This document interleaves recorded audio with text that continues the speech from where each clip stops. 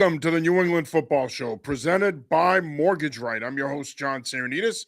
As always, I'm joined by my partner, Kevin Stone. And tonight, we are joined by my Patriots Pulse co-host, Jon Lyons. Jon, great to see you, my friend. How are you this evening? Jon, I'm doing pretty well. We're, 21 hours after a Patriots playoff win, but a long time since we've been able to say that. So doing pretty well. Yeah, I agree. It has been. It's hard to believe, and we were talking about this yesterday, and I've talked to other people about it, but it is hard to believe that up until yesterday, they hadn't played a home playoff game in 6 years. That's crazy when you think about how good they were during the dynasty years, to think that it had been that long since a home playoff game. But if you really think about it, if you really want to put it into context, the last time they had a home playoff game was pre-COVID. That's crazy. So it was right before the COVID outbreak a couple months later. But the playoffs are back in New England. If yesterday was any indication, they are here to stay. Kevin, how are you this evening? Doing good. Tired. How are you? Good. Tired. So I guess we're both in the same boat. But before we do start the conversation, and it will be a Patriots-heavy conversation, Jon will join us for the first half of the show to talk Pats. Before we do that, I do want to remind you that we are brought to you by Mortgage Right. If you are looking to sell your current home, purchase your next home, purchase your first home, or refinance, give Herb Devine a call at 781-254-2846. You can also shoot him an email at herb@mortgageright.com. With 28 years of experience, Herb has the knowledge and the know-how to help guide you through this process. Again, give him a call at 781-254-2846, or you can shoot him an email at herb@mortgageright.com. He and his team are available anytime, including nights and weekends. All right, gentlemen. Look, I think going into this game, and we've talked about it ad nauseum the week before, going into this game, there were a lot of people, and Stone, you were in this camp, there were a lot of people that thought the Patriots were going to blow them out. Jon, I think you and I were in the camp of, I don't know about that. This is a pretty talented roster. They're well coached. It'll be a much better game than people think. Obviously, it played out that way. It was a much better game than we thought. But here's my question to start. I want to start with you, Lyons. Did this game play out the way you thought it would stylistically, or was it completely different than you thought? Admittedly, I didn't think the defense would play this well and dominate.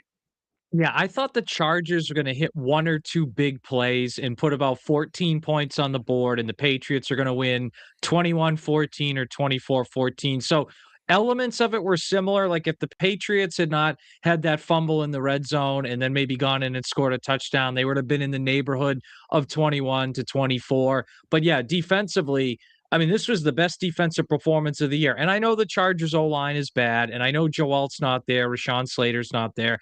I get it. I know Omarion Hampton was limited, barely played at all, but it's still a great defensive performance against a really good quarterback, a good coach, a good team. And it was interesting in that I felt like the defense got better as the game went on. Like we've talked a lot about their slow starts and giving up points on the first drive. They didn't do that.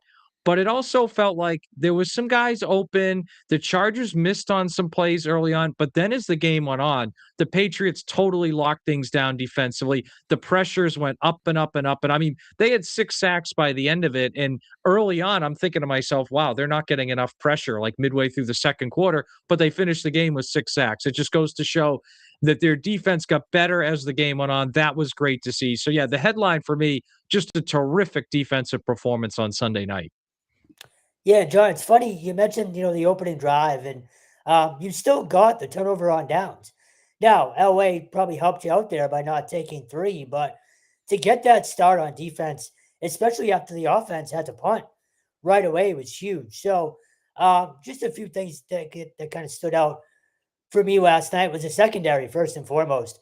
They were all over everybody last night. And look, Keenan Allen isn't what he was 6, 7 years ago, but still really good. They still have some talented guys. And Justin Herbert had no one to throw to last night at all. So that was impressive. Obviously, you hope Christian Gonzalez is okay. Mike Vrabel mentioned he was in the concussion protocol earlier this morning. It was sort of awkward. Like you couldn't tell what was injured until the team, announced that he was out with a head injury. So that's worrisome. But the defense, obviously, John, you're right. That's the biggest story. But Drake May not being at his best and them still finding a way to win is what's most impressive to me. I thought special teams was outstanding. Whether it's kick coverage or Andy Borregales, all of it was really good. And again, for Drake May to not play his best, but you still find a way to advance, that's the biggest takeaway for me. Yeah, and May didn't play well in the first half, but in the second half, he was a different quarterback. He played much better, and of course, he connected with Hunter Henry on the 28-yard touchdown pass, I should say, that effectively put the game away. But I think, look, May's biggest flaw continues to be taking care of the football. Now, I normally wouldn't do this. I'm much harder on quarterbacks than most people. The interception, Dan Henley made a great play. The ball got tipped. He picked it on the redirection. You tip your hat to him. You say, hey, man, you're one of the best linebackers in the game. There's a reason for that because you make plays like that.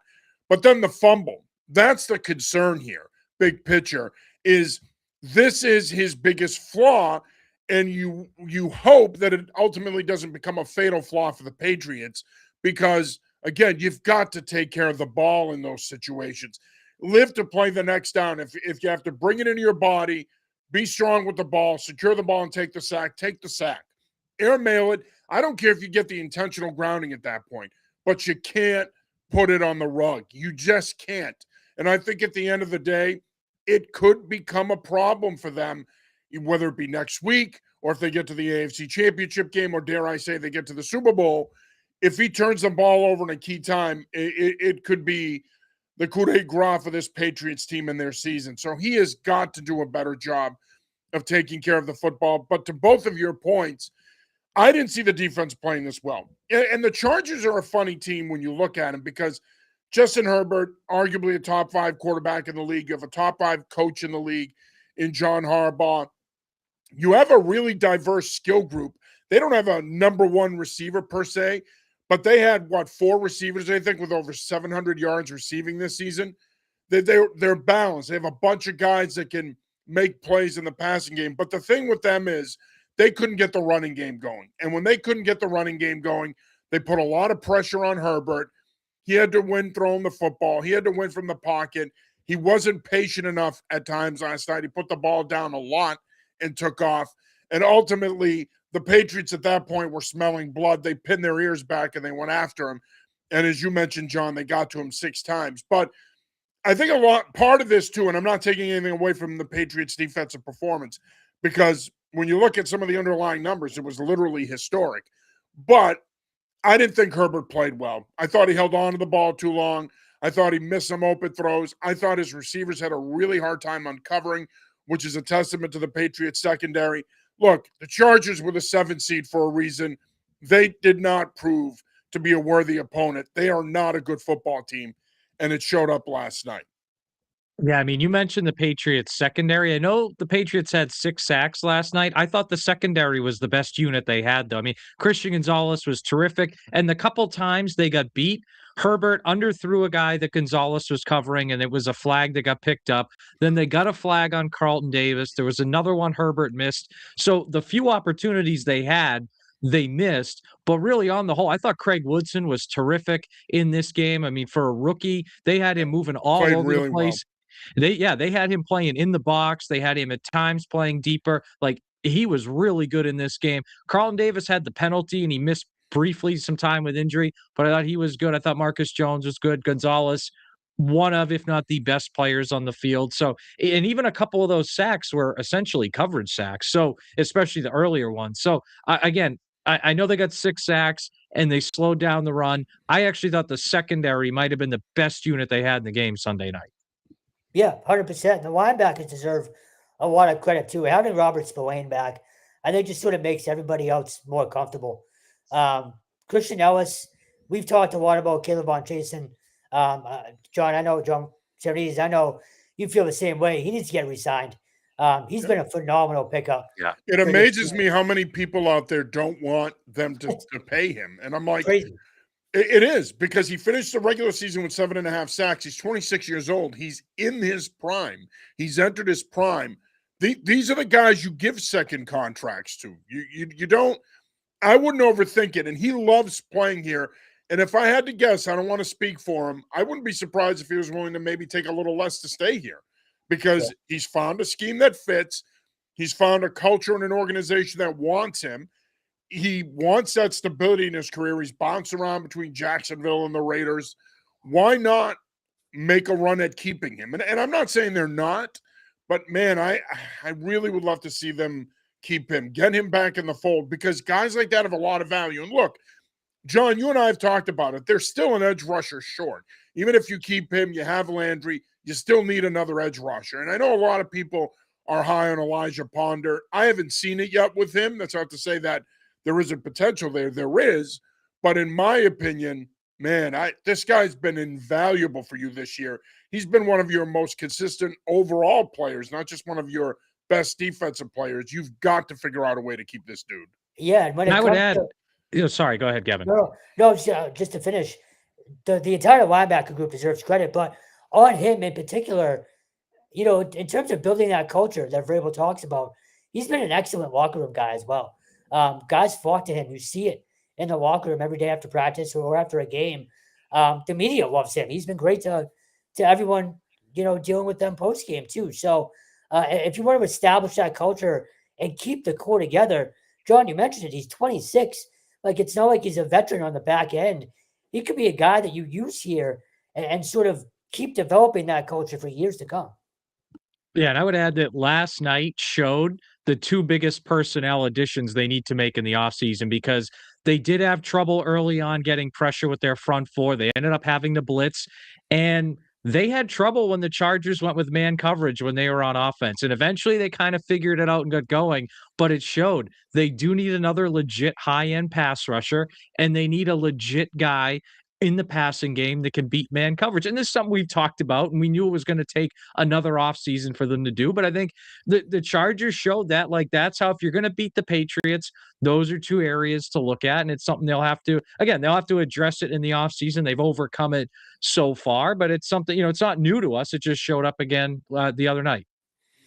Yeah, and it's interesting because I didn't like the offensive game plan in the first half. And part of the reason I didn't like it is when you get as much man coverage as they got, that's when you compress formations. That's when you motion. That's when you start to mix and match your personnel. That's when you start using a guy like Travion Henderson out of the backfield more in the passing game, whether it be motioning him out or moving him out or getting him involved straight up out of the backfield. They didn't do enough of that stuff. And I think it's interesting because I thought that their game plan early on, that they were very conservative. They came out, they wanted to run the football. We knew that they would attempt to establish a running game. They really weren't able to do that. I thought Los Angeles' defense played really well. I think it's going to get lost in the final score here, but I thought Jesse Minter had a really good plan, especially in the first half. Patriots adjusted. I thought McDaniels did a nice job in the second half, but overall, I thought that the offensive game plan was very stale in the first half. Quite frankly, I didn't like it. Yeah, I mean, look, if you're the Chargers and someone told you before the game you'd allow 16 points and force 2 turnovers, you'd think you'd win that game 9 times out of 10. I mean, and credit to the Patriots defense. They gave up 0 points off 2 turnovers, one of which was already a goal-to-go situation. So they deserve a lot of credit for that. And it took the Patriots offense a while to get going. Some of it, I think, was a personnel thing. And some of it, like, I go back to that first drive, they had that midfield incompletion to Hunter Henry. If they complete that ball, I wonder if they go down and score. Like, and then they would have been rolling at that point. They would have had multiple first downs. But yeah, John, to your point, thought we would have seen a few more motions or some more bunch formation. I wonder if they went in expecting a bunch of zone, and then because the Chargers did play a lot of zone during the year, and then when they got man, took them a little while to adjust. Then we saw them move, and that was the thing. Opening drive of the third quarter, May got strip sack, but they moved the ball right down the field, and they were in scoring position. And then they had another touchdown drive after that, plus the field goal drive at the end of the third quarter. So kind of in the second half, they were able to move the ball, even though it didn't translate to a ton of points. But yeah, it was interesting. It almost felt like they game planned for a lot of zone from the Chargers. They got man, took them a little while to adjust. And then when they did all right. But I mean, you got to tip your cap too. I agree. I thought the Chargers defense on the whole They gave up 16 points on the road in a playoff game. That's pretty good. And that game was 9-3 for most of the game. I mean, the Patriots scored that touchdown in the fourth quarter to pull away. So they were right and there. I would even add, John, that late in the third quarter, I think this is one of the most underrated plays of the game. Chargers had the Patriots on a 3rd and 13 at their own 12-yard line, and Patriots are up 6-3. They converted on a pass to Hunter Henry. Next play is the 42-yard catch and run by Kayshon Boutte, which set up the field goal for them to go up 9-3. But to me, the Chargers were that close to forcing a punt there, getting the ball back at midfield down 6-3. So, like, again, I look at that again. I think the Patriots offense, I think this whole game, John, was an educational experience for the Patriots offense, because I think Drake May had some really good moments, but it was a reminder that ball security is a premium, including in the playoffs. Will Campbell and Jared Wilson did not play that well, but it was their first taste of playoff football. We saw them at times struggle to uncover against man, and then they kind of figured it out later on. And remember, this is a lot of new guys. It's a lot of young guys, first time in a playoff environment. For many of them, first time in a playoff game, period. This, to me, was an educational experience. I expect them to be better next week. Now, it depends on who they play, because, Houston's the real deal if they have to play them. But I think this whole thing, it's a good thing the defense played as well as it did, because this Patriots offense really had to work through it. And then once they did, we saw signs of life in the second half, but it took them a little while to get there. And I think there's a lot in this game they can learn from and go forward with.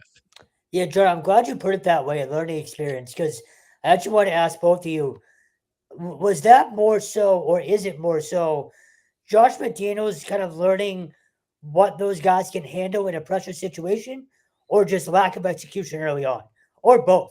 Because we saw the trick play. It was there. I jokingly asked Afton Chisholm and May Drake stopped running. Yeah, right. I asked them both after the game. Afton said it was a bad throw. Drake said the same thing. Jokingly said it. He wasn't really crapping on Afton, but Josh trusted them enough to call that. But again, to your point, it was very, very slow developing throughout the night offensively. Is that a McDaniels thing, or in terms of seeing what these guys can handle under pressure, or just lack of execution, and they're going to kind of grow into that playoff, I guess, form, is for lack of a better term? I think it's a lack of execution. I mean, I didn't love the jet double pass. I didn't love that call.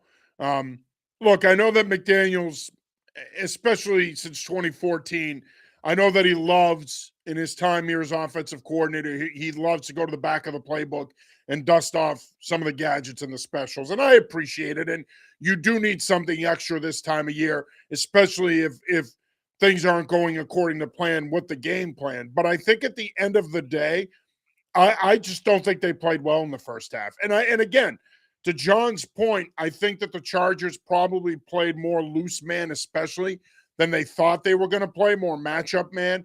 And I think they were slow to adjust. I think they should have motioned more. I think they should have compressed more. I think that there's ways that you could take advantage of that, and I don't think they did it early on. Now, they did adjust, and eventually they did take advantage of some of the looks they got. But I don't think it had anything to do with a feeling out process, or them being young, or him trying to test them in some way. I think at the end of the day, they just did not play well in the first half. They didn't execute. And I will say this, that's also a credit to that Chargers defense, though. You got to give credit where credit is due. That's a pretty good defense, and it showed for most of the game, but especially in the first half. According to my memory, that's the fourth time Josh McDaniels in his career as Patriots OC has called that reverse pass. 3 of them have been incomplete, and the one that was completed in 2015 was called back on a penalty. So I think I'm all set with that call. I mean, incomplete pass in the Super Bowl in 17, incomplete in 18, incomplete last night, and then a penalty in 15. So I think I'm all, let's use a different trick play going forward. That's fine with me. And look, Kevin, it's a great question, though, because, and I talked about it being an educational experience, Drake May might win the MVP, but he's only in his second year and it's his first playoff game. And I think sometimes we forget that. And Campbell and Wilson, I don't think they played well. Rookies in their first playoff game. And I think Campbell's a guy, and I think Wilson too, that are going to take an off season, that they're going to have to add some strength through the weightlifting program.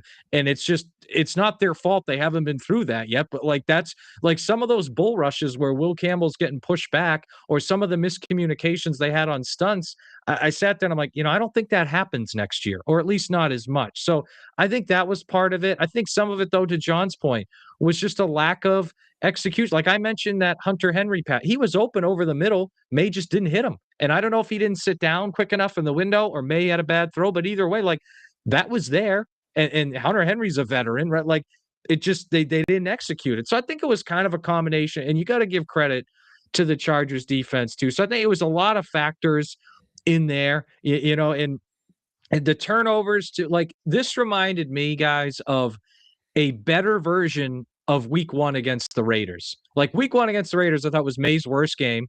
I thought the Patriots offense wasn't good.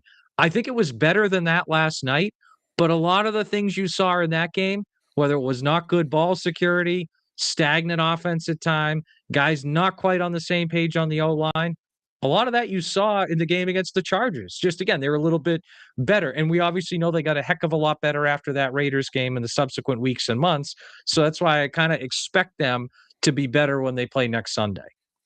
Drake May, 17 of 29, 268 yards. He threw a touchdown pass. He also threw an interception and a passer rating of 86.6. So, again, we're so used to him playing at such a high level all season long that when you see those numbers, when you see that passer rating, it gets your attention.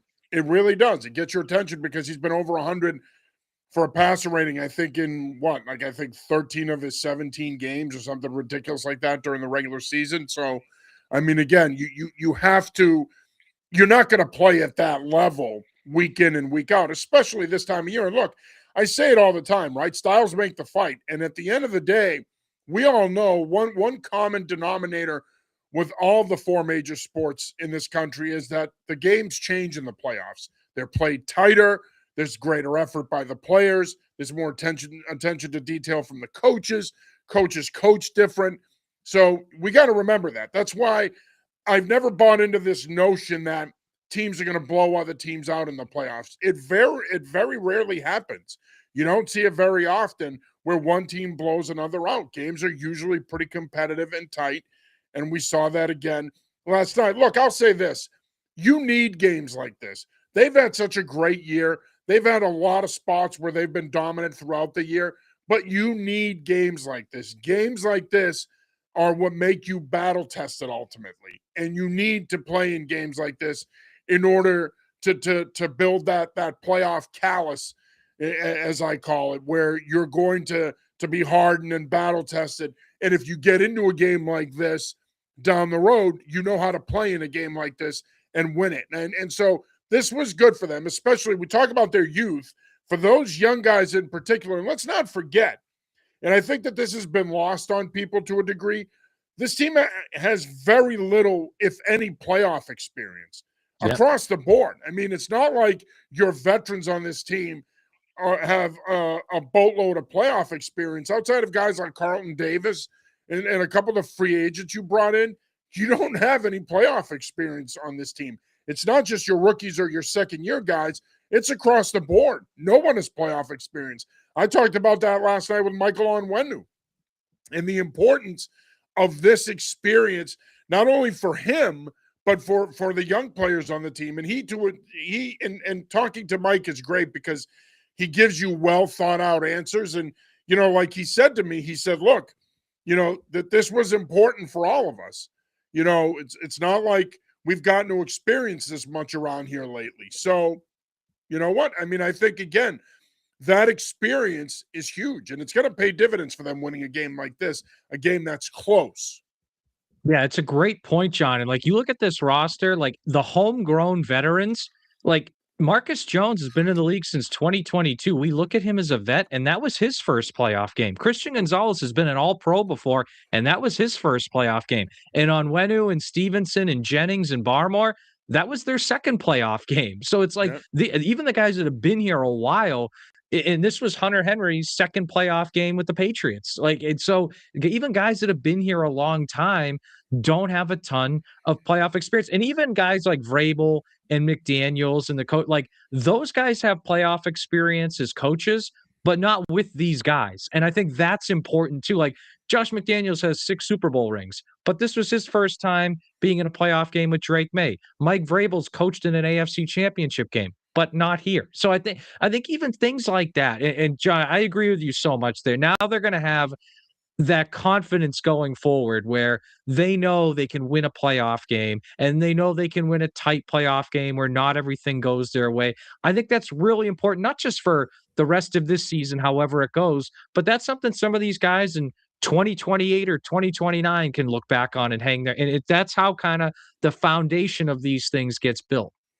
To both of your points, John Sarianides, you asked Mike Vrabel about Zach Kerr last night. That staff really doesn't have this experience. So that's huge for them. And then I asked Garrett Bradbury today about the atmosphere, and he started talking about his only other playoff win came his rookie year. I think he's in either year 8 or 9, and he hadn't been back there since. So you guys are both right. I mean, the experience is huge. I actually think it's bigger for the staff than the players, just in terms of making those adjustments on the fly at halftime and seeing what works. So, no, you guys are both right. It could not have, to get the win and still be able to kind of coach the way that they can coach off of this game is huge. Yeah, and look, you have to have the mindset that the rest of these playoffs are going to be like this. You really do. You may end up getting into a game that ends up being a shootout, and you're obviously well equipped to compete in a game like that. But you, again, as I said earlier, styles make the fight. You've got to be able to win a different kind of game on a week-to-week basis. It's the ultimate matchup sport. And I think at the end of the day, each week is its own week and it's its own matchup. And let's say you draw the Pittsburgh Steelers on Sunday.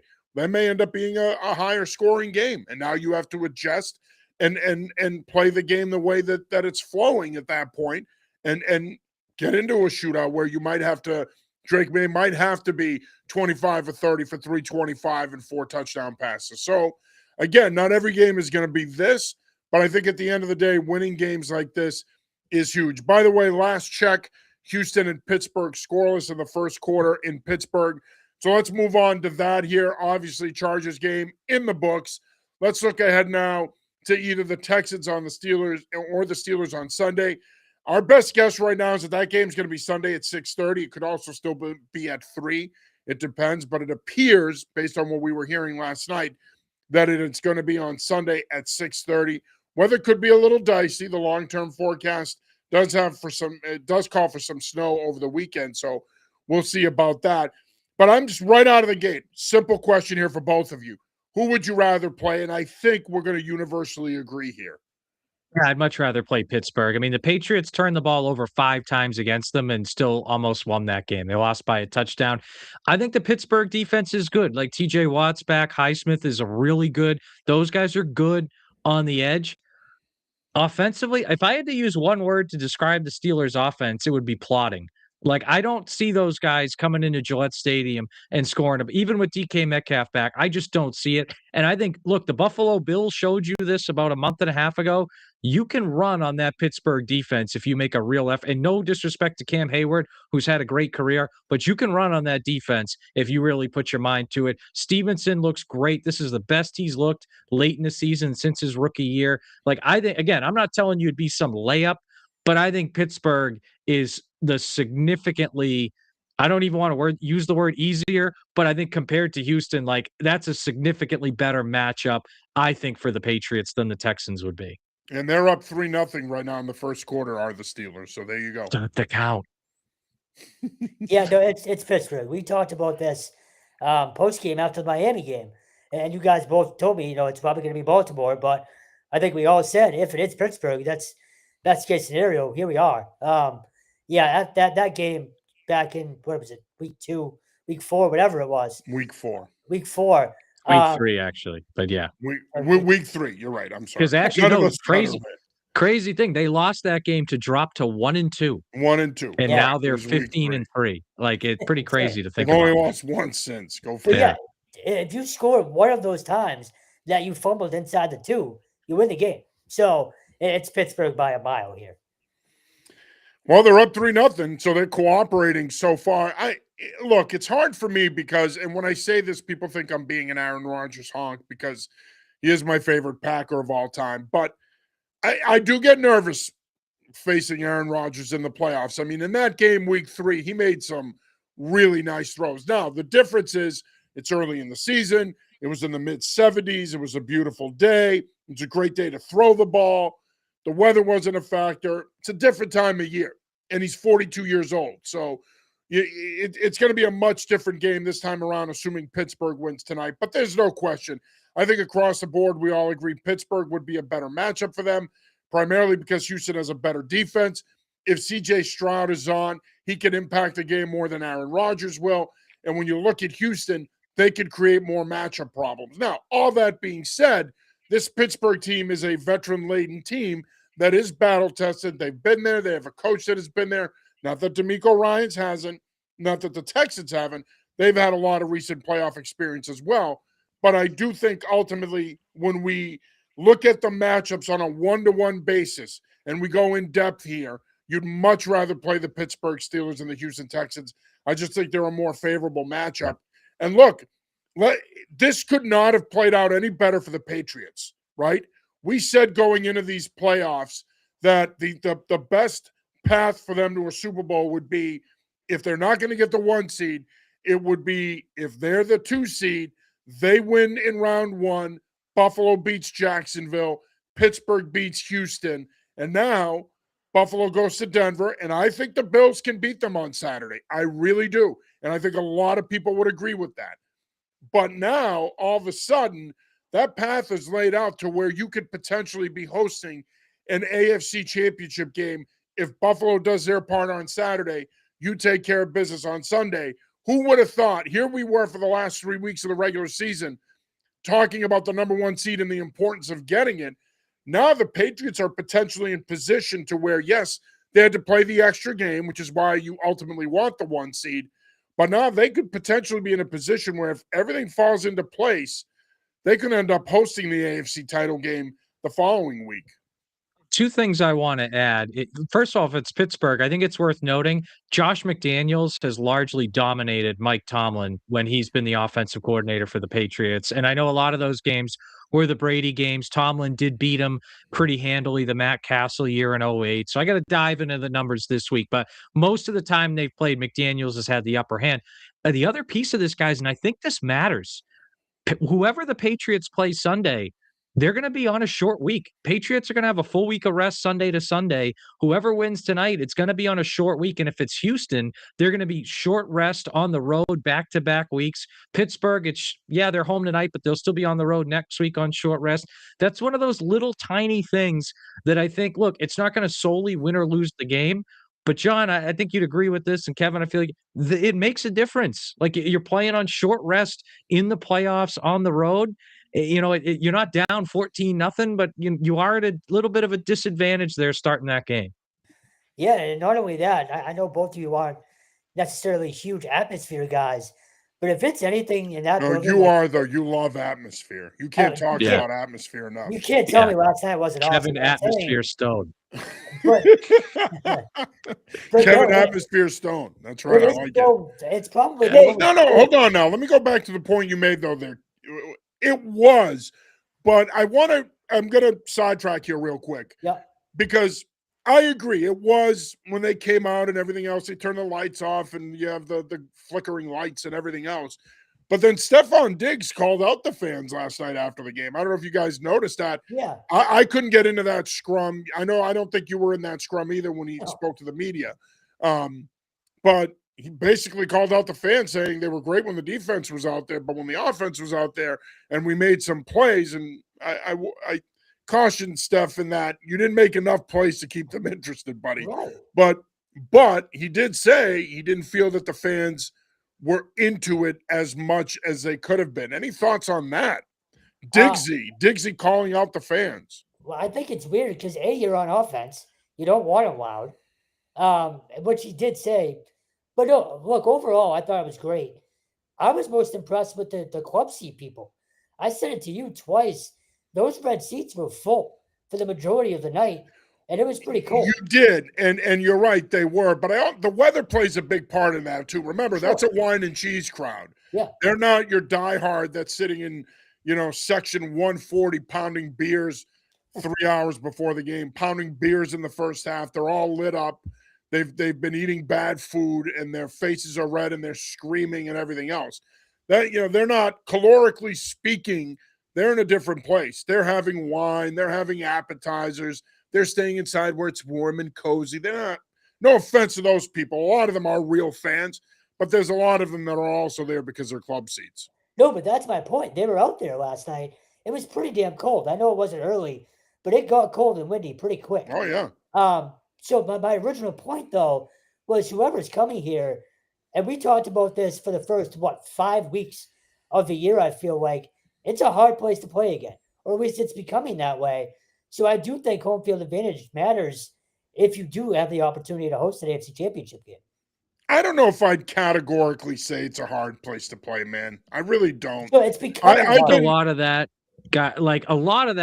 in the dynasty years that stemmed from Brady and Belichick. Like teams would show up and feel like they were already down 7-0 because it was the ultimate.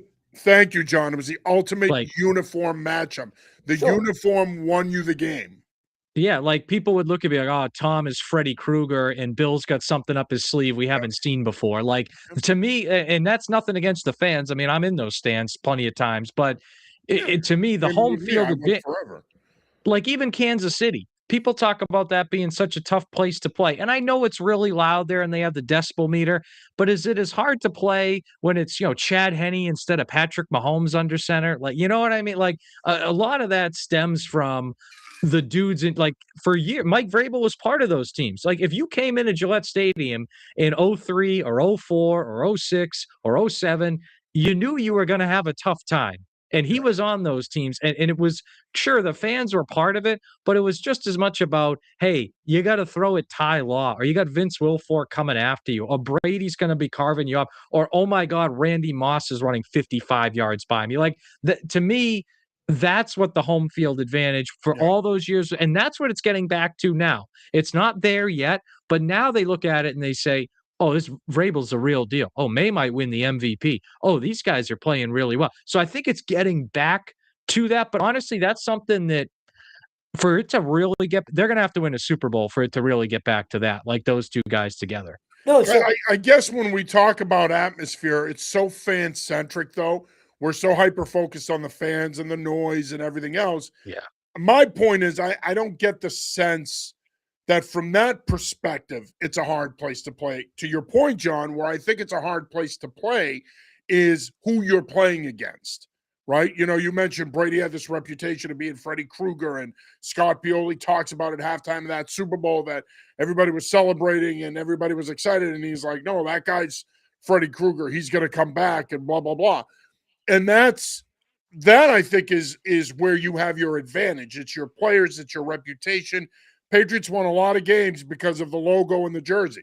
They won games psychologically before the ball was even kicked off. So I think that's where they could get back to having an advantage. And I agree with you, John. I think it's going to take winning a Super Bowl to really get back to it.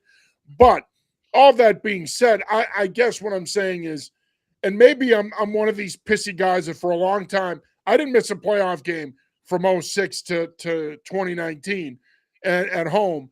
And it would blow me away how many people would sell their tickets, especially during the course of the second part of the dynasty, where you're like, this isn't going to last forever. I know that all of us are just checking off these dates in our calendar in January for home playoff games, but this isn't going to last forever. We're going to hit a wall eventually here, and when the time comes, we're going to miss it.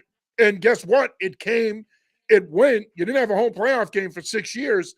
So I don't know how much of a home field advantage you have there, to be honest with you, because I don't know. I know Patriot fans are passionate and they love their football team. I'm not doubting that, but I want to see a little bit more juice out of the place, and I want to see less visiting fans. Too many visiting fans. Even last night, that's one of the worst fan bases in the league, and they still had a bunch of Charger fans there. So I want to see the Patriots dominate the crowd. Patriot fans dominate the crowd. Yeah. I don't want to see too many visiting teams. Yeah, no, look, I agree with both of or you. It's fans, I should say. the home field advantage came from Brady and Belichick. I get that. I guess I'm more so coming from the discussions we had earlier in the year where it's they couldn't even get a freaking win at home. Like they came in, what was it, like Yeah. 1-13 the last however many years. So that's more so where I'm coming from. Is it's getting back Yeah. to that point. You guys are right. Well, Drake you're May to giving that them a point. reason to show up and Yeah. stay and Yeah, cheer. So which there you which go. Vrabel said to me today, actually, when I asked him about that. He said it's about bringing a product that makes the fans invested. So I completely agree with you guys, but I do think they're on their way to getting back to that home field advantage. Yeah. Look, it'll be huge. And that's why if Buffalo can beat Denver on Saturday and you take care of your business on Sunday, I think it'll be huge for this fan base and this organization to host that AFC Championship game again. And let's not forget, this is a team that has won the second most playoff games in NFL history, 38. The only team that's won more is the 49ers at 39. They won their 39th yesterday. So, I mean, again, sometimes people lose sight of the fact that run that we saw here for 20 years, that type of run, you may never see that in pro sports again, never mind the NFL. And I know a lot of people had Kansas City earmarked for that kind of a run, and it still could potentially happen, I suppose, although I doubt it. But that level of dominance for a sustained period of time, for 2 decades, I mean, sometimes because of how bad they were the last couple of years, we forget how good they were. We also, and I'm going to keep harping on this, we also forget how bad it is to be a Jets fan, to be a Browns fan, to be a Raiders fan, to root for these teams that have had no success whatsoever, especially the last 15, 20 years. We're sitting here saying, man, it was really hard the last 2 years. Okay. It was 2 years. And now you have an MVP caliber quarterback, an elite head coach, and you have a chance at another run here where you can have sustained success.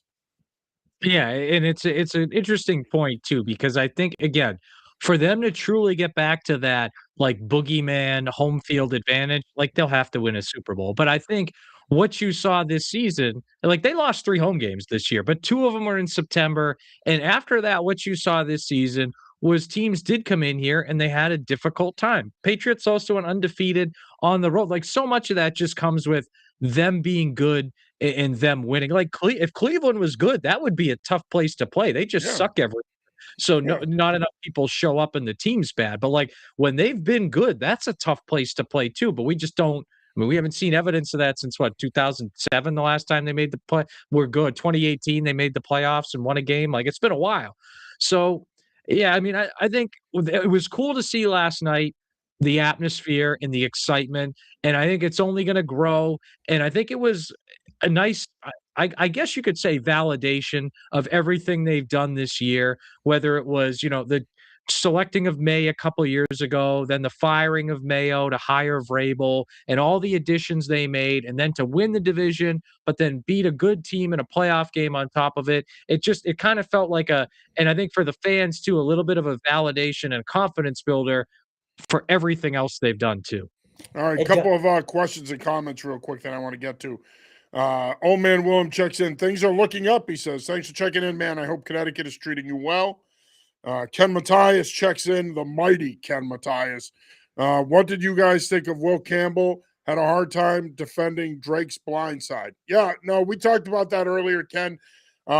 He did. He struggled. And look, he wasn't asked about it after the game. I was in his scrum. I asked him the first question. I wasn't going to go there primarily because the last time I went there with him, I effed it up. So I'm not going to go there with him. But he did not play well. And in spots, I mean, he didn't play poorly the entire game, but he struggled in spots. You illustrated how he struggled, John, along with Jared Wilson. Of course, Jared Wilson had also missed a couple of games with a concussion. He had just come back from a concussion. So they did not play well. But I do think we have to keep in mind that they're rookies. It was their first playoff game. And I don't care how many times these guys say it. You can't tell me, and you saw it with Drake in the first half. You can't tell me that in that environment you're not so amped up and you don't have so much adrenaline going through your body that you're not feeling it when you're playing and you're in the moment. Of course you're feeling it. It's human nature. I don't care how much ice water these guys have in their veins. At the end of the day, that environment's going to get to you. You're going to be amped up. You're going to be jacked. You're going to want to get out there and play and make a play. You're going to be full of piss and vinegar. And I think we saw that. But again, the other thing is, and I already heard a lot of people starting with see, that's where the short arms are coming in. People need to let go of the stupid short arm thing, okay? You lost, take the L, and shut the F up, okay? Nobody wants to hear about his arm length again. Bottom line is, it's a week-to-week league. It's a matchup league. This wasn't a good matchup for him. And guess what? I got news for you. If Pittsburgh wins tonight, if either one of these teams win tonight, it's not going to be a good matchup for him. TJ Watt will not be a good matchup for him. Will Anderson will not be a good matchup for him. So, you know what? This is why you pay your coaches to coach. They're going to have to scheme up ways to help him out. John, I'll defer to your expertise here, but it felt like Will Campbell's issues last night were more about his base than it was anything to do with his arms or his hands. It just felt like he didn't quite have the power from his core and from his legs, which again, some of that is he's a rookie. He's not fully up to NFL strength yet. It's his first NFL season. So that's why, like, again, I look at what happened last night and some of the bull rushes that he got a little bit pushed around on. I don't know if they happen next year and I'm not saying never, but again, and it's the same stuff we saw sometimes with Myles Garrett in that Cleveland game. And of course, if you remember, guys, in that Cleveland game, one of the things they struggled with wasn't as much when Campbell was one-on-one on Garrett. It's when they put the tight end next to Campbell and those guys couldn't get on the same page and Myles Garrett just ran around both of them. So then they didn't do as much of that last night and Campbell got pushed around a little, but again, I didn't think that was like a talent thing or an arm thing. I thought it was just more he didn't quite have the strength in his lower body to stand up yet. But it is something, again, I think he can build to over the next year or two. I couldn't agree with you more. He's a young kid, man. I mean, we're talking about a 22, 23-year-old man. You know what I mean? Like, he's got a lot of growing left to do physically as a football player. I think a really good offseason in the strength program is going to work wonders for him. Obviously, we know their strength program is going to be phenomenal. It paid dividends for him last offseason. I think you're going to see even more gains this offseason. Yeah, listen, that's what it comes down to. He's not quite there yet where when you're dealing with guys that those speed to power guys, right, that can beat you with get off, but then when you engage with them, they can bull and rip and get past you or bull and swipe and get past you. Those guys are tough to go up against. And you had Owe last night. You had, I'm going to butcher his name, but Loti, Khalil Mack. I mean, that team has good edge guys that are speed to power guys that can transition on you when you're engaged and then get by you. And I think at the end of the day, that's what he dealt with last night. And look, bottom line is it's all about the base, no Trumbull. And I think that as long as he can, as long as he can get stronger this offseason, he'll be fine. Stone, any thoughts on the stupid Megan Trainor reference? Well, that was terrible. But no, let me ask you guys both this so I'm not talking out of my ass. If you're Doug Marrone, I know it happens a lot. I know. Don't rely on us for that stuff. If you're Doug Marrone this week and the other coaches in that room, do you go hard on him?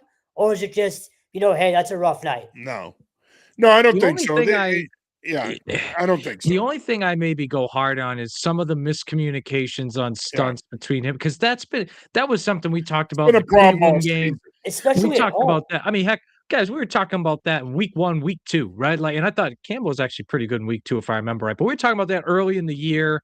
So that I get on them for, because that's got to be better, right? Because if I'm the Steelers or the Texans, what I'm doing next week, I'm walking a bunch of guys up to the line of scrimmage. I'm making Bradbury and Wilson figure out who's coming where. I'm running stunts and making Campbell and Wilson pass them off correctly. And I'm making sure, look, Travion Henderson-Stevenson were good in pass pro last night. I mean, Henderson's block helped set up that Henry touchdown.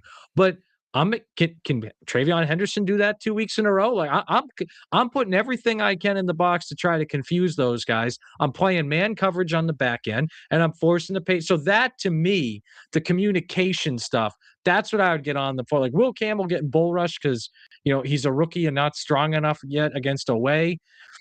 Like that, maybe that instead, like I put Stevenson out there or Austin Hooper and try to chip a little bit extra, if I'm playing Will Anderson or Highsmith or something. Yeah, I'm not going to get on him about his individual play per se. It's the time of the year now where you have to teach.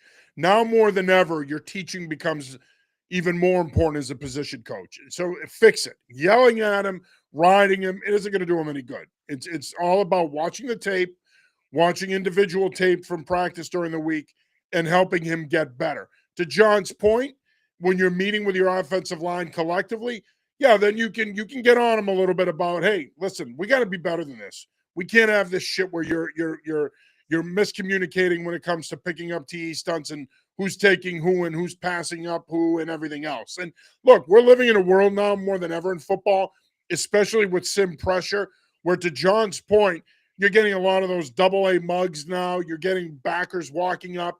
You're back to getting bear fronts now where you're seeing either backers or safeties play. They mug the tight end. They screw down in there and they get physical with those guys. Now more than ever, defenses are aggressively playing gaps. And if you're not communicating, if you're not patient, the key to passing off a TE stunt, and I've said this forever as an offensive line coach, is patience. You've got to get out of your stance, eyes up. You got to see the movement. You got to read it. You got to stay patient. You got to communicate. And you got to pass it and take it. It's as simple as that. You can't overreact. You can't jump set a guy. You can't do anything like that. You just have to get into your kick set, be firm, read it, pass it off, take it, block it, and you're done. And until they can get into a situation where they do that. And it's hard, man, because in the NFL, they're not just taking that outside guy and bringing him, let's say, into B gap and looping the B gap defender in the C gap. They're taking guys that are wide 5 and they're looping him into A gap. And now they're bringing a backer over the top into B. And then maybe they're screwing a safety down and bringing him off of C gap or D gap even. I mean, there's a lot of moving parts there. And you got to remember, man, the speed of the game, right?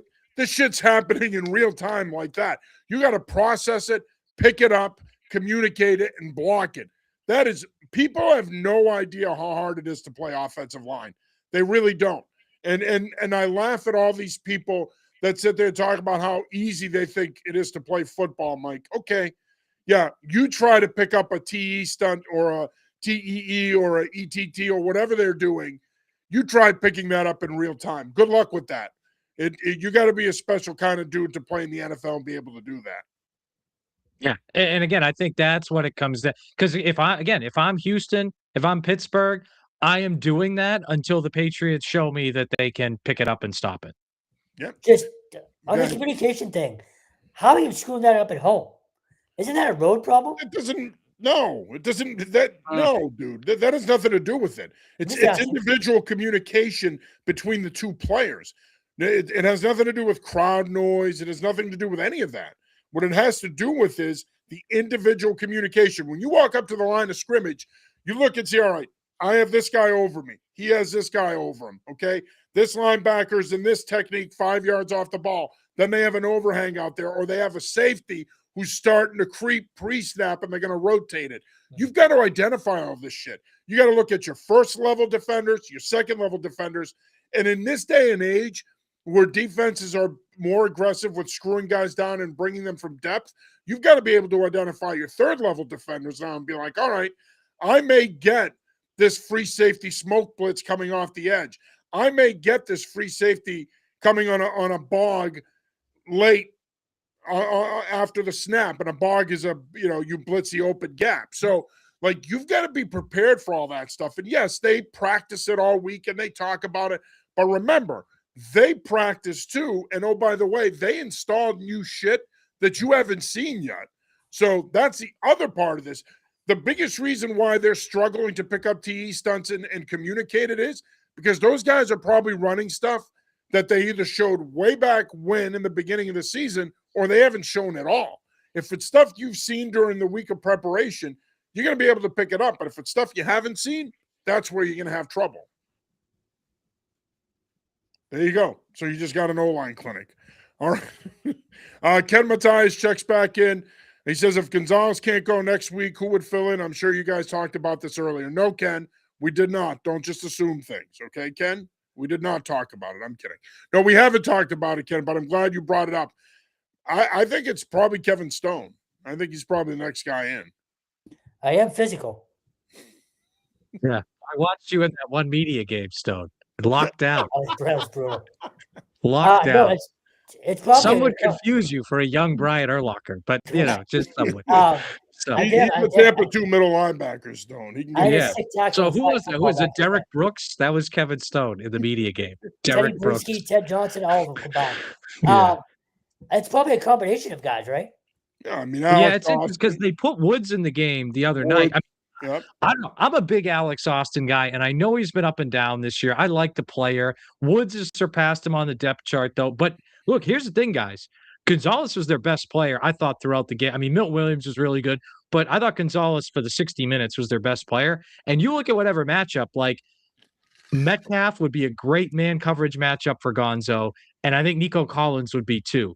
And it's like, so if you don't have him, yeah, you can put Huge. Davis on him, but I don't know if you got the guys. Like, you don't really have anyone else with Gonzalez's length. That's the issue too. And I think the weird thing is the Patriots have played a decent amount of zone this year, and I don't really understand why, because I don't think they've done it that well. And I go back to that 90-yard drive or the 92-yard drive they allowed against Tampa where they played zone the whole time. It's not the only time that has happened this year, but also, like, they have three good man cover corners. Like, Gonzalez is really good in man. Marcus Jones is. Davis played a ton of man in Detroit last year before he got hurt. So I hope they play more of it. And to answer the question, I think they would just put Woods in there and maybe do a little less matchup stuff and kind of play left-right man, as opposed to, like, if Gonzo was in there, I think he'd just match up against Metcalf or match up against Collins. I think they'd kind of adjust that a little bit. Yeah. No, I think that's what they would do too. They'd play a closed corner or a boundary corner, and they'd play a field corner, and then they would make him stationary. They wouldn't match up or travel as much as they do with Gonzalez. So my guess would be that if he can't play, I think you're going to have to blend some coverages. I think you're going to have to play some combination coverages. I think you're going to end up playing more matchup man, where you're going to pattern read more. So they're going to have to do more of that stuff. And look, if it's Metcalf or Collins, you're gonna probably have to install some of your bracket stuff, and you're gonna have to bracket them in certain situations or certain parts of the field. If you may have to banjo them if they line them up in the slot. So you're gonna have to do some different things to try to account for them to help out your corners, because they're gonna need it. They're gonna need it. I know this much: if I get the word that Gonzalez is out, whether I'm Houston or Pittsburgh, I'm probably using DK Metcalf and Nico Collins more in the slot this week. And I'm making you, if you want to play man coverage, I'm going to make you put Marcus Jones on them and match up. Now, the Patriots may not do that. We saw it with Drake London, by the way. Yeah. Didn't go well. You just took the words right out of my mouth. It did not go well against Atlanta when they decided, especially in the red zone, to get Drake London on Marcus Jones in the slot. And that's where football is the greatest game on earth, and it's the greatest game to coach, because the matchup that you can create in football, you can't create in any other sport. And I think that's where the game can be won if you're one of those two teams. So Gonzalez, if he's out this week, it's not just a huge loss on the surface to where you could look at it and say, well, he's your number one corner, one of the best corners in the league. He's your boundary corner, all this other stuff. It's also a big loss because now if you're the other team, now you start to play that chess game where you start to move your best pieces around to get them matched up physically on a guy like Marcus Jones, who, again, has had a tremendous year, got the contract extension, one of the best players on the team, one of the best special teams players in the league. But you get him matched up all of a sudden now against a 6'3", 6'4" guy that can win one-on-one on a corner out in the red zone, or they can win one-on-one on a corner shake post, or you name it. That's a problem. And we saw it against Atlanta. It was a problem for them. Yeah. And I would say if Gonzo's in, one thing I'm curious about is, do they straight up put Gonzo on Metcalf or Collins, or do they do the old Belichick Revis thing where they put Gonzo on the number 2 guy and then double bracket the number 1 guy? He did that when he had Revis, but he also did that sometimes when he had Stephon Gilmore. Remember, he put Jonathan Jones on Tyreek Hill and bracket him over the top when in Kansas City. I don't know, because Vrabel, again, he played for Bill, but he didn't coach with Bill. I'm curious where he's going to fall, just philosophically. I think there's a lot of Patriot Belichick defense in this Oh, I team, agree with you, but I especially also on think the back end. Right. he's Yeah. had those outside experiences, so I wonder, like, yeah, I'm kind of philosophically curious where he falls on that.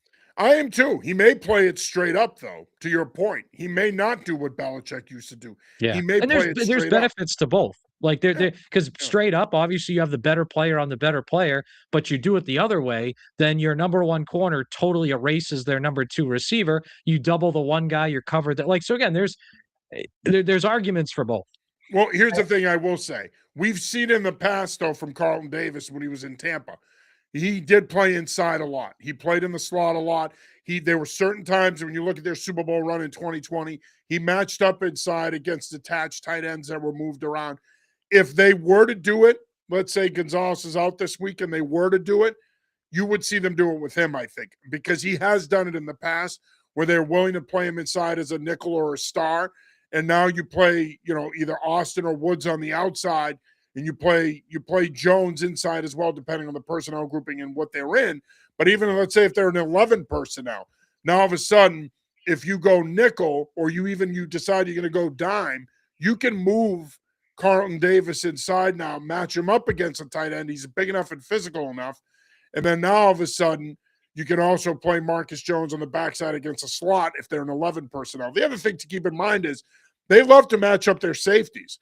So they're more than likely not going to do what I'm saying because, as we've seen all year, they're not afraid to match up Woodson on their tight ends. He is a true strong safety that will cover the tight end in the intermediate and second level. So you know what? To your point, going back to what you said, John, I don't think they're going to get as creative with it ultimately as Belichick did. But if they did, I think Carlton Davis would be the guy that'd kick inside.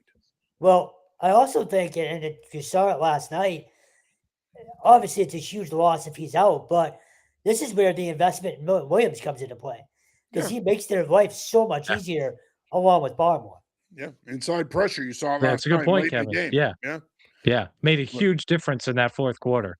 Late in the game, he took over. So much for us not strictly talking Patriots here. We've been on over an hour, so I suppose we could wrap it up here. But, John, I want to say thank you for taking the time, man. Yeah. Appreciate you checking in. Looking forward to talking with you again this weekend, hopefully after another Patriots win. Yeah, hopefully after another Patriots win, and looking forward to talking to you guys this weekend. All right. Thanks for joining us, John. We really do appreciate it. That is WEEI's Jon Lyons. John, we'll talk to you this weekend. Thank you. Thanks, John. Thank you. Take care. All right. Real quick, Stone, before we wrap it up, because we all want to go watch the Steelers-Texans game. Obviously, it has huge playoff ramifications for the Patriots. Let's talk some transfer portal. Big news coming out of Amherst last night. Former Springfield Central standout quarterback William Pop Watson announced during the Patriots game that he is transferring to UMass. He is the odds-on favorite to be the Minutemen starting quarterback in 2026. Look, supposedly he got a good payday to make the move. He had been in the portal market for a couple of weeks. Virginia, among other schools, were interested. He had several other schools that were interested in his services. Ultimately, Watson decides to come home to play for UMass. How big of a move is this for the Minutemen? Huge. Hey, you got someone to go there who didn't necessarily need to. He's coming from Virginia Tech, and as you just pointed out, he had offers from other big-name programs. So it's massive, and UMass also got a defensive back from Wake Forest today as well. So Harris Simiak is doing quite well in the portal, but it's big for a couple of reasons. One, the talent alone.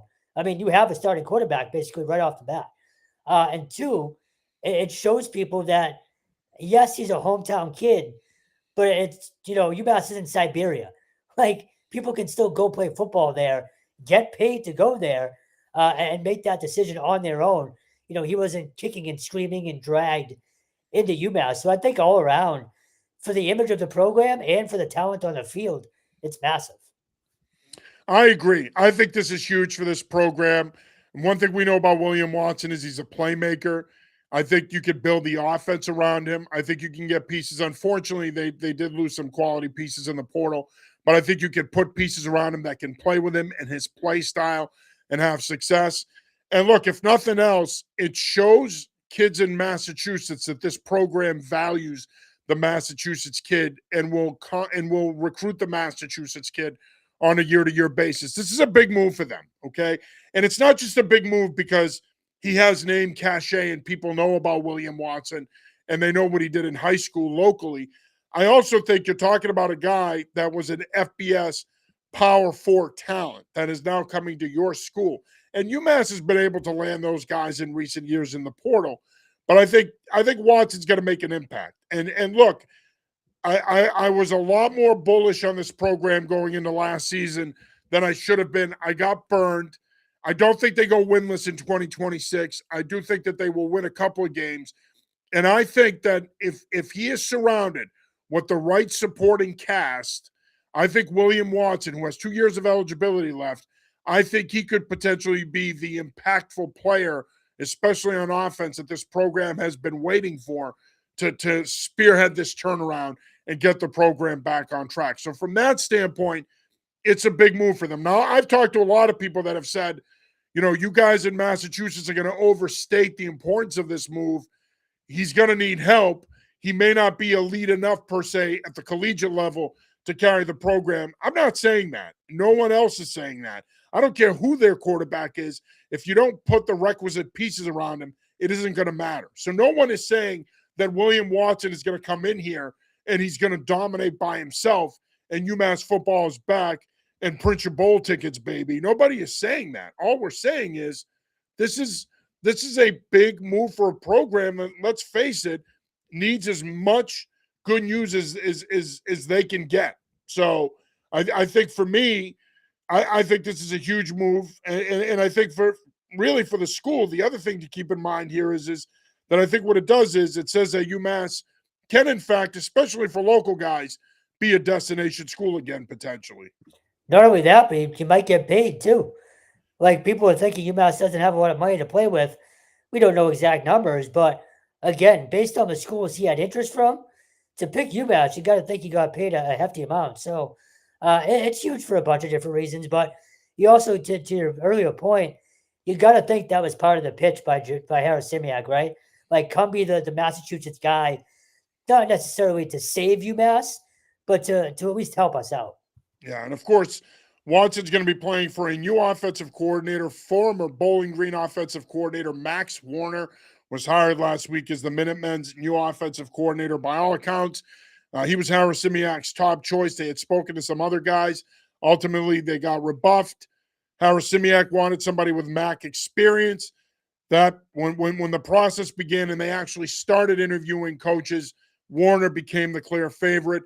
His experience at Bowling Green, he did a really good job coaching under Scott Loeffler. He's had success. He knows the MAC. He's going to run a system that is New England friendly. And what I mean by that is he's going to run an offense that's going to emphasize running the football, an offense that can translate here in October, November when the weather starts to turn. So Max Warner is the new offensive coordinator for the UMass Minutemen. He will get an opportunity to work with Pop Watson as well as all the other players that are going to be brought in via the portal. UConn and Boston College have also been really busy in the portal. Boston College is pushing almost 30 new players in the program, man. Look, I love what Bill O'Brien, Kenyatta Watson, and that staff have done over there. I think they've done a really nice job. And I've had people caution me, Stone. They're like, you're being way too bullish on them on social media. Be careful. You're going to look like an asshole in November when they're not as good as you thought they were going to be. Listen, I'm not sitting here saying that they're going to win 9-10 games and play in an upper echelon bowl next year. What I am saying is they will be better.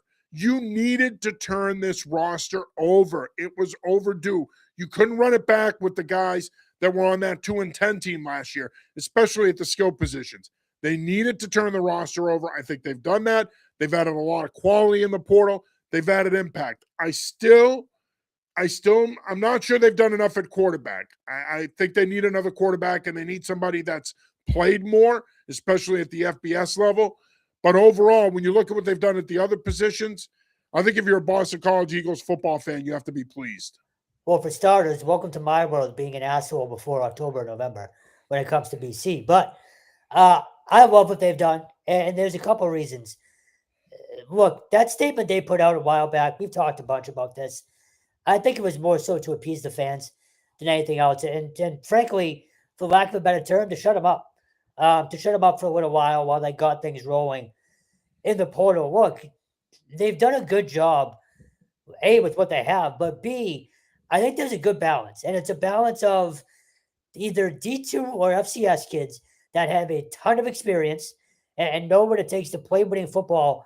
I don't care where the program was. It's Division One or high level Division Two football. It's football, and they've won. They've had success, or they're getting kids from major programs, Georgia's, Florida's, Alabama's, that were bottom of the depth chart, that were highly recruited out of high school, have now gotten a small taste of Division One ball, but they have nothing to offer but playing time. So that's where they're sort of they're clicking in the portal right now. It's finding those kids who are highly recruited, who were recruited by major programs, but couldn't play there. Well, hey, come to BC. We have all the time in the world for you. Like, you might start here. There's kids from, again, Georgia and Bama and Florida who weren't going to see the field, or if they did, it was for minimal time. This is one of those kids that are probably going to be starting when we hit spring ball in March. So the balance that they've struck, I think, between the experience and the non-experience, but the highly touted, highly recruited kids, given, again, what their budget is, I think they've done a great job. Yeah, and some players to keep an eye on that the Eagles have brought in this portal class. I'm really excited about Evan Dickens, the running back transfer from Liberty. Yeah, right away. Huge year for the Flames last year. He is a big-time addition, man. He's going to come in. He should be your starting running back this fall. If he comes in, he has a good spring, he stays healthy, he has a good fall camp, he should be RB1 come September. I also like Nolan Ray, the other running back that they brought in from Maryland. And I also like Javarius Green, the wide receiver that they brought in as well. I think he's impressive. He's got good size. He's a guy that could be a matchup problem. He's got good speed. He can separate in the open space. They need some of that in this offense, some big playability, especially in plus territory. I think he gives you that. So I love what they've done. They've added some size as well. Cameron Costman at tight end from Florida. I think he gives you some size there. I know that they struck out last year with Ty Lockwood. He has since moved on. But, again, I think if you're a Boston College football fan, you give it the spring and see what those guys look like in the spring. But I do think that it was important for them to bring in 30, 40 new faces. I said it at the end of the season. Yeah. If you're serious about turning this program around, you should have 30 to 40 new faces on this roster in the spring. It looks like we're heading towards that number. And again, hat tip to Bill O'Brien and the staff. We're not saying that these moves, that they've struck gold, that these moves are going to pay off and going to win 9 to 10 games. What we're saying, though, is that it needed to happen. And if these guys do pay off, and there's talent there, and they could pay off, you could get this program back on track where at the very least next year, you're bowl eligible. Yeah, don't forget, the class last year, that freshman class contributed a ton. Like, there's some good players in that class. The kid I'm most excited about is Reed Swanson. He's 6'6". So you immediately replace the Colgate Reed Harris's transfer. size. Yeah, he had 5 games over 100 yards, 183 yards and 11 grabs against Georgia. He'll replace Reed Harris basically as your big X. Reed Harris was 6'5". This kid's 6'6". So you immediately replace that size. And then I just lost his name. Kid from Georgia, linebacker. Chris Jones, linebacker from Georgia. He was appeared in 13 games last year, only had 7 tackles, but it's those kind of kids who have gotten major experience, whether they've played a ton or not, at some heavy-duty programs.